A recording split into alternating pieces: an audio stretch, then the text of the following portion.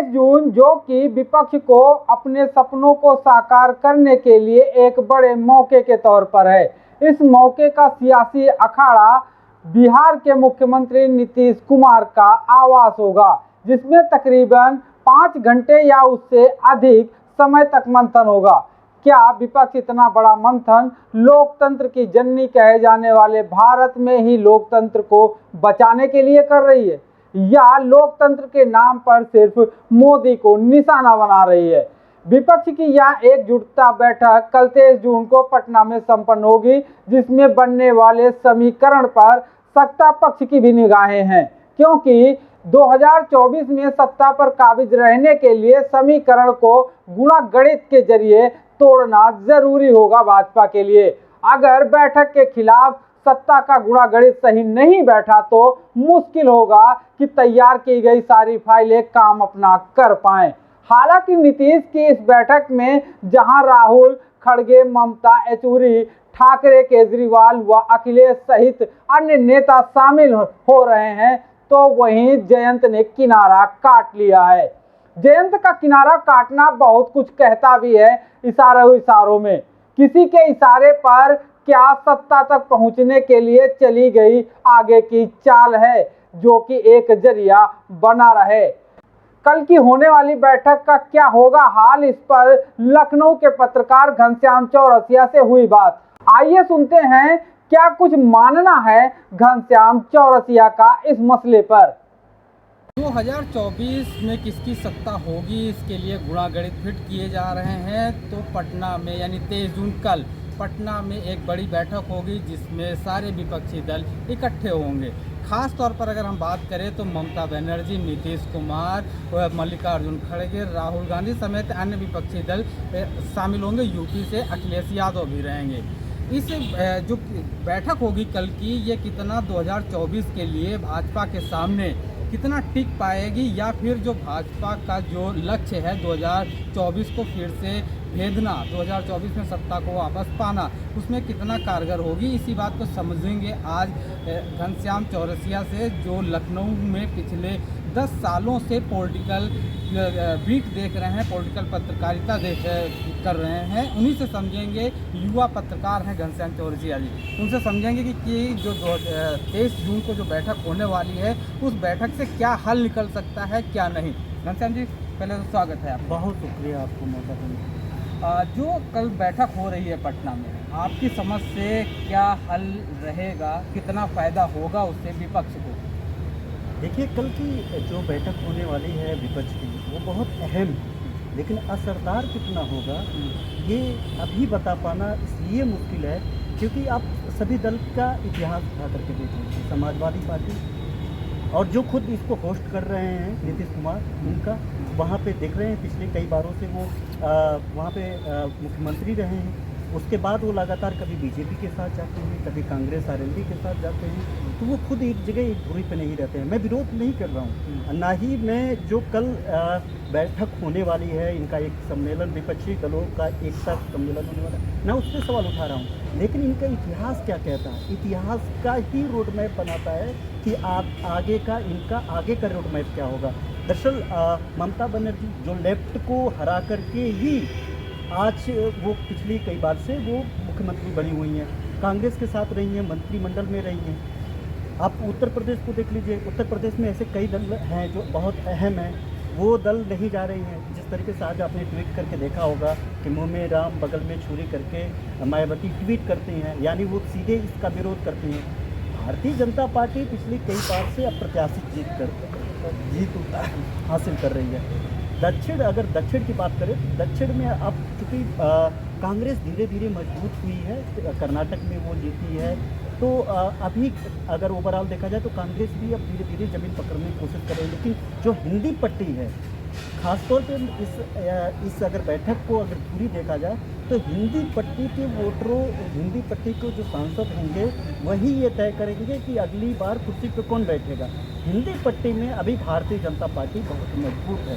अगर ये लोग इकट्ठा होते हैं तो ज़रूर कहीं ना कहीं बीजेपी को चुनौती देंगे, लेकिन ये तब तक टिके रहेंगे एक साथ, क्योंकि जिस तरीके से जयंत ने बड़ा साफगोई से पत्र लिख करके कह दिया कि हम व्यक्तिगत कारणों से पहले से हमारा फिक्स था, कोई अन्य कार्यक्रम मैं नहीं जा पा रहा हूँ, शुभकामनाएं हैं। ये एक राजनीतिक बयानबाजी होती है, राजनीतिक ठर्रा होता है शिवसैनी जी, जो किसी चीज़ से अगर कटने के लिए या बड़ा साफगोई से ना आप हाँ करते हो ना करते हो, मौके की तलाश में रहते हो, तलाश में, अवसर की तलाश में रहते हो। बिल्कुल निश्चित तौर पे मौके की तलाश में रहते हो, तो आप कहने के लिए भी हो जाते हो कि हम नहीं जा रहे हैं, या फिर मौका मिला, अगर आपको लगा कि ये गठबंधन मजबूत होकर के जाएगा तो आपके पास फिर मौका होता है वापस जाने के लिए।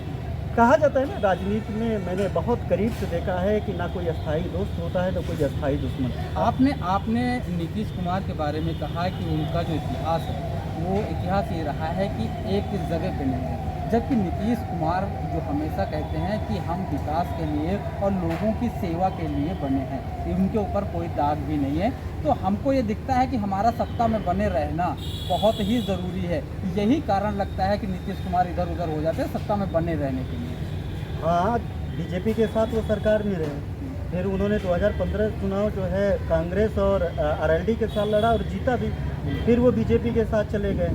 वोट किसके नाम पे मिला होगा उस वक्त? जाहिर बात है कि वोट जो है नीतीश कुमार को, नीतीश कुमार के अलावा कांग्रेस और आरएलडी के नाम पे उनको वोट मिला होगा, और आरएलडी के नीतीश कुमार जेडीयू के नाम पे आरएलडी और कांग्रेस को भी मिला होगा। तो ये मिलीजुली वोटिंग होती है। लेकिन कल की बैठक की अगर बात करें तो मैं ये कह रहा हूँ कि ये सभी जितने भी राजनीतिक दल राजनेता होते हैं उनका एक लौता मकसद होता है सत्ता।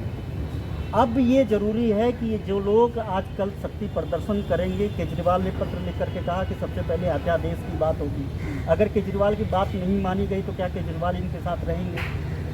आरएलडी की बात हुई, उन्होंने पत्र लिख दिया, मायावती ने ट्वीट करके जो है आड़े हाथों लिया। इसके पहले आपको ये होगा, मायावती ने एक ऑप्शन छोड़ा है कि ये लोगों के ऊपर वो बिफर रही थी, तो वहीं कांग्रेस के ऊपर उन्होंने नरम हाथ रखा, ये कहीं ना कहीं एक अवसर है। देखिए ये अभी राजनीतिक, अगर इस वक्त की अगर राजनीतिक पहलुओं पर जाएंगे तो एक बड़ी खबर निकल करके सामने आ रही है, जिसमें हम लोग अभी पुष्टि नहीं हो रही है, कि बताया जा रहा है कि उत्तर प्रदेश खासतौर पे मायावती जो है कांग्रेस और आरएलडी के साथ खिचड़ी पका सकती हैं, यहाँ पे चुनाव लड़ सकती हैं।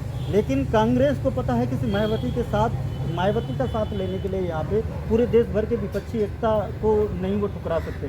तो ऐसे में बड़ा एक तीर दो निशाना साधी है मायावती ने, कि वो कांग्रेस के साथ रहने का एक ऑप्शन छोड़ करके रखी है, और उस नीतीश कुमार वाली बैठक को लेकर के उन्होंने तंजली कर दिया। राजनीति में देखिए, मैं वही कह रहा हूँ, राजनीति में ना कोई अस्थाई दोस्त होता है ना कोई अस्थाई दुश्मन, धूर विरोधी रहे हैं मायावती और अखिलेश की पार्टी समाजवादी सपा बसपा यहाँ पे धुर विरोधी रहे, एक साथ आ गए सत्ता के लिए। आप बिहार में देख लीजिए, एक साथ आके पीडीपी के भी लोग आ रहे हैं, बीजेपी जो धुर विरोधी रहे, दोनों का एजेंडा जमीन आसमान का रहा है, लेकिन वो एक साथ आ गए। उनका जो कहना है कि भाई हम स्टेट की जो हमारी पॉलिटिक्स है, जिस तरह से अगर हम बात करें बीजेपी के जो इतिहास को देखें, पिछले 9 सालों में जो छोटे छोटे दल उनके पास गए हैं उनको बीजेपी ने ख़त्म कर दिया। तो कहीं ना कहीं अब वो छोटे दल और जो स्टेट के जो दल हैं वो डर रहे हैं बीजेपी के साथ।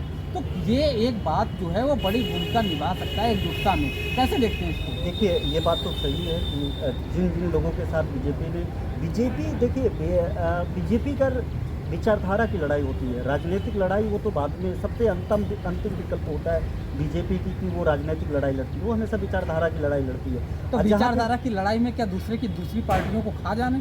नहीं, मैं वही बात मैं आपको कंप्लीट कर रहा हूँ। जहाँ पे विचारधारा की लड़ाई होती है वहाँ पे आप गठबंधन करके तो दूसरी दलों को साथ में लेकर के सरकार तो बना लेते हैं, लेकिन बूथ स्तर पे, जिले स्तर पे, ब्लॉक स्तर पे वो अपनी पार्टी को मजबूत करना नहीं छोड़ते हैं। बीजेपी के साथ यही है, और जो अन्य दल डरते हैं उसके साथ जाने में कि हम खत्म हो जाएंगे, यही कारण है कि वो साथ में तो ले लेते हैं, लेकिन जिस क्षेत्र से उनके सहयोगी दल का विधायक है वहाँ पर भी अपना पन्ना प्रमुख बना देंगे, बूथ स्तर का नेता बना देंगे, वहाँ पर भी अपना जिला अध्यक्ष का चार्ज पूरा कर देंगे, छोटे दलों को खत्म कर देंगे। तो जाहिर बात है कि अगर वो जा करके अपने लिए मेहनत करेंगे, वहाँ पे अपने लिए जमीन तैयार करेंगे, तो जाहिर बात है कि वहाँ पे जो भी दल होंगे वो खत्म होंगे, एक ही दल तो निकलेगा ना वहाँ पे। तो ये एक डर बना रहता है बीजेपी, लेकिन उसके बावजूद 29 दल हैं, केंद्र की सरकार में 29 दल हैं। अभी वही कहने का मतलब अगर 29 दल अलग हो गए, सबके अंदर का जो डर है और कहीं एकजुटता जो सामने दिखेगी, कहीं अगर उनको एक चिराग या कोई ज्योति दिखेगी तो वहाँ उधर वो बढ़ जाएंगे, तब क्या होगा बीजेपी का? हाँ, ये एक बड़ा महत्वपूर्ण सवाल है, लेकिन ये सिर्फ आंकड़ों को लेकर के। आप आंकड़े ले लीजिए कि 80 सीटें यूपी की आ जाए, ममता बनर्जी वहाँ की मुख्यमंत्री हैं, वहाँ की सारी सीटें आ जाएं, दिल्ली की सीटें आ जाए, ऐसे तो बीजेपी ख़त्म हो जाएगी। लेकिन फिर भी ऐसे हमेशा गठबंधन होता है, बीजेपी नहीं ख़त्म होती है, उसको सीटें मिलती हैं। देखिए, आंकड़े इकट्ठा करना और चुनौती दे करके लड़ाई लड़ना, ये दोनों बहुत ज़मीन आसमान का अंतर होता है। यही कारण रहा कि जब 2022 विधानसभा चुनाव हुआ, लग रहा था कि समाजवादी पार्टी सरकार में आएगी, लेकिन बीजेपी आपके हिसाब से घनश्याम जी की कौन सी चुनौतियाँ नहीं दिख रही हैं विपक्ष में जो होनी चाहिए? एकजुटता के मौका लिए परस्ती और विचारधारा, एकजुटता होकर के आप जब चुनाव लड़ लेते हैं, जब आपके पास सीटें आ जाती हैं, तब अगर एकजुटता दिखाइए तो सरकार बन जाएगी। चुनाव के पहले आप इकट्ठा हो जाएंगे, चुनाव के पहले जब आप तो चुनाव के बाद की बात कर रहे हैं, अभी जो चर्चा चल रही है वो चुनाव नहीं, मैं वही बात कर रहा हूँ, मैं उसी को बड़ा साफ तौर पे आपको बता रहा हूँ कि जब चुनाव हो जाता है तो एकजुटता सरकार बना देती है। चुनाव के पहले एकजुटता एजेंडा तय करती है और उस एजेंडे में जनता फिट बैठेगी कि नहीं बैठेगी, ये उनके ऊपर लगे आरोप, उनके द्वारा किए गए राजनीति, उनका इतिहास ये तय करेगा। ये सभी लोग इकट्ठा हो जाएंगे और अभी इकट्ठा हो जाए, आज के दिन में इकट्ठा ये लोग एक मंच पे है, सरकार बना पाएंगे? सरकार तो कभी भी गिरा करके बना सकते हैं, नहीं बना पाएंगे ना बीजेपी के खिलाफ। ये लोग जो लोग इकट्ठा हो रहे हैं, अगर एक मंच पे आए, सारे सांसद अगर इनके साथ आ जाए तो आज ही बीजेपी की सरकार गिर जाएगी, नहीं गिरेगी, पूर्ण बहुमत की सरकार है। अब उसके बावजूद यानी बीजेपी के पास इतनी सांसद हैं कि ये लोग इकट्ठा होने के बाद नहीं जीत सकते। आज ये लोग चुनौती देना चाहते हैं, बेशक बहुत अहम है, लेकिन इतना आसान नहीं है। और इस आंकड़ों के खेल से निकल करके अगर जीतते हैं तो उसके बाद भी एक राजनीति का सबसे। आपको क्या लगता है जो कल की बैठक के बाद अगर ये एकजुटता 2024 इलेक्शन तक बनी रही तो कितनी सीटों का नुकसान हो सकता है भाजपा? देखिए, आंकड़े तो साफ नहीं किया जा सकता इतना जल्दी, लेकिन एक बात जानिएगा, बीजेपी के लिए बहुत बड़ी चुनौती बन जाएगी, क्योंकि बहुत ऐसी जगह सीटें हैं जहाँ पे 1000, 2000, 5000, 10,000 के लगभग में विपक्ष ने चुनाव हारा है और बीजेपी जीती है। तो ऐसे में अगर ये लोग इकट्ठा चुनाव लड़ते हैं और पिछली बार की तरह वोटिंग होती है, तो ऐसे तमाम सीटें हैं जहाँ पे बीजेपी को चुनौती मिलेगी। और ख़ासतौर पे उत्तर प्रदेश, बिहार और बंगाल की भी सीटों को अगर देख लिया जाए, कम मार्जिन से जो जीते हैं, बिल्कुल वहाँ पे चुनौती रहेगी। लेकिन उसके लिए भी बीजेपी अब विस्तारक 500 विस्तारक को तैयार करती। देखिए, वही है ना, राजनीति करने का तरीका बहुत अहम है कल का बैठक। और कल के बैठक में देखिए फूट ना पड़े और ये लगातार एक एजेंडे पे काम करे, क्योंकि ममता बनर्जी ने, आपको याद होगा कि इस बैठक के पहले उन्होंने कहा था कि लेफ्ट अगर आएगी तो मैं नहीं आऊँगी। सीताराम येचुरी आ रहे हैं, वो भी बताया जा रहा है कि ममता भी आएंगे। तो ये एक दूसरे से लड़ाई लोग लड़े हैं, जितने भी लोग यहाँ पे विपक्ष में एक साथ देखेंगे ना, ये लोग एक दूसरे से भी लड़े हैं। और पूरी कंप्लीट करना चाहूँगा कि ये लोग एक दूसरे से लड़े हैं और इसमें से तमाम ऐसे दल हैं जो बीजेपी को समर्थन भी किए हैं। कल के डेट में सत्ता ले वोट पा करके, सीट पा करके बीजेपी के पास नहीं जाएंगे, ये कौन तय करेगा? लेकिन कांग्रेस ने घनश्याम जी अभी हाल ही में कहा, बातों में कहा था कि सबको सारे दर्द भुला के अगर मोदी को हराना है, बीजेपी को हराना है, तो सबको अपने छोटे छोटे सारे गम और दर्द भुलाने पड़ेंगे। मुझे लग रहा है ममता बनर्जी अपने इसी दर्द को भुला के ही मीटिंग में आ रही हैं। अगर ऐसे सभी दर्द भुला देंगे तो बीजेपी को कितना बड़ा दर्द मिलेगा? बिल्कुल एक बड़ा झटका रहेगा बीजेपी, क्योंकि फूट डालो राज करो और साम दाम दंड भेद, ये सब आंकड़े क्रॉस करके बीजेपी अगर बीजेपी के खिलाफ एक अच्छा सा संख्या बल ला भी देते हैं, तो उसके बाद एक सबसे बड़ी चुनौती हो ब्रह्मास्त्र है बीजेपी के लिए, साम दाम दंड भेद, वो तो तीनों प्रयास करती है, जिसका आरोप ये लोग लगाते ही रहते हैं। तो उसमें कितना ये लोग सफल होंगे? यानी ईडी के जो छापे हैं वो तेज चढ़ते हैं। देखिए, ये तो पार्टी के लोग आरोप लगाएं कि ईडी के छापे ये पड़ते हैं, राजनीतिक पड़ते हैं, लेकिन आरोप जो लगता है, मैं उसकी बात कर रहा हूँ इन राजनीतिक दलों का। एज ए जर्नलिस्ट जो आरोप लगते हैं उस पर अगर अनुसंधान किया जाए, जांच किया जाए, उसको समझा जाए, तो ये तो अगर आप चोर नहीं हैं तो आपको डरना ही नहीं चाहिए। आप कह दिया जाए कि शिव सैनी साहब पे छापे पड़ रहे हैं, इनको प्रताड़ित किया जा रहा है, तो कर लो ना जांच। मैं मान रहा हूँ कि आप पड़ोसी का छापा ना मार करके आप पे मारा जा रहा है, लेकिन आप पे छापे मारे जा रहे हैं तो आपको डरना क्यों? आप क्लियर निकल जाइए।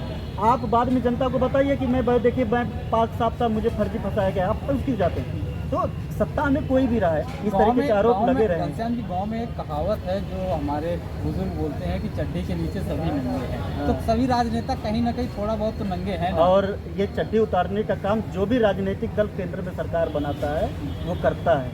पिछली बार भी किया गया, इस बार भी किया गया, इसका इतिहास ही रहा है। और इतना आसानी से ये लोग जो है जो भी सत्ता में आने के लिए इतना आसानी से चीज़ें ये सॉर्ट आउट नहीं कर सकते। और यही है कि इन लोगों के पास अगर आंकड़े आ जाएंगे तो कभी बीजेपी की बी टीम, कांग्रेस की बी टीम और उनका एजेंट करके राजनीति लड़ने की जरूरत ही नहीं पड़ती। अब कल के बैठक में एक अभी कुछ दिन पहले कर्नाटका में कांग्रेस जीती, वहाँ पे बैठक, वहाँ पे ओथ सेरेमनी हुई। उन्होंने इनविटेशन लगभग बहुत कांग्रेस ने बहुत सभी लोगों को दिया, सारे विपक्षी दलों को दिया। वहाँ पे ओथ सेरेमनी से ज़्यादा वहाँ पे वर्चस्व का स्थिति दिखा, वहाँ पे शक्ति प्रदर्शन का मंच दिखा। और उस शक्ति प्रदर्शन में कितने विपक्ष के लोग गए? बहुत सारे लोग। खुद अखिलेश यादव नहीं गए थे, उन्होंने भी कांग्रेस का था। तो ऐसे में हम आपको पसंद आते हैं, लेकिन आपका भाई पसंद नहीं आता, इसलिए मैं आपके घर नहीं आऊँगा।